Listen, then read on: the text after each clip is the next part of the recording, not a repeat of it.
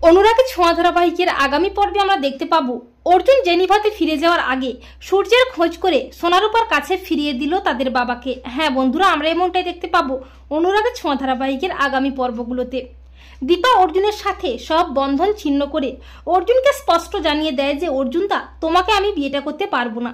আর অর্জুনও বুঝতে পারে দীপার মন জুড়ে শুধুই রয়েছে সূর্য। সূর্যের ভালোবাসা আজও ভুলতে পারেনি দীপা। সূর্যের জন্য তার এখনও কষ্ট হয়, তাই তো দীপা আজও সূর্যের ভালোবাসার টানে সেনগুপ্ত বাড়ি ছেড়ে বেরিয়ে আসতে পারেনি। তাই অর্জুনও ঠিক করে সে এবার জেনিভাতেই ফিরে যাবে। কিন্তু অর্জুনের মনে হয় সোনারূপার কথা। তাদের বাবা তাদের ছেড়ে চলে যাওয়াতে তাদের অভিমান হয়েছে তাদের বাবার উপর, তাই তারা তাকে অর্জুন ড্যাডি বানাতে চেয়েছিল। কিন্তু এখন সেও যদি তাদের ছেড়ে চলে যায় তাদের কষ্ট হবে। তাই অর্জুন ঠিক করে যে জেনিভাতে ফিরে যাওয়ার আগে তাদের বাবাকে তাদের কাছে যেভাবেই হোক ফিরিয়ে দিতেই হবে। এই বলে অর্জুন বিভিন্ন জায়গায় সূর্যের খোঁজ চালায়।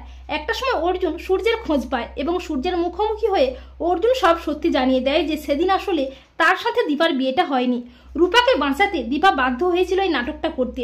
দীপা আজও তার ডাক্তারবাবুকেই ভালোবাসে। আর সূর্য অর্জুনের মুখ থেকে সব সত্যি জেনে নিজের ভুল ধারণা ভেঙে ছুটে আসে দীপা ও সোনারূপার কাছে। অর্জুন সূর্যকে ফিরিয়ে আনে সেনগুপ্ত বাড়িতে। সূর্যকে দেখে অবাক হয়ে যায় সবাই, দীপাও অবাক হয়ে যায়। দীপা বলে, ডাক্তারবাবু? আর সোনারূপা অনেকদিন পর তাদের বাবাকে দেখে আর অভিমান করে থাকতে পারে না। সমস্ত অভিমান ভুলে জড়িয়ে ধরে তাদের বাবাকে।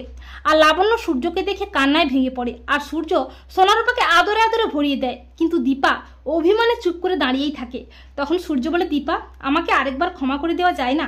তখন দীপা কান্নায় ভেঙে পড়ে। আর অর্জুন বলে, দীপা, তোর ডাক্তারবাবুকে তোর কাছে ফিরিয়ে দিয়েছি।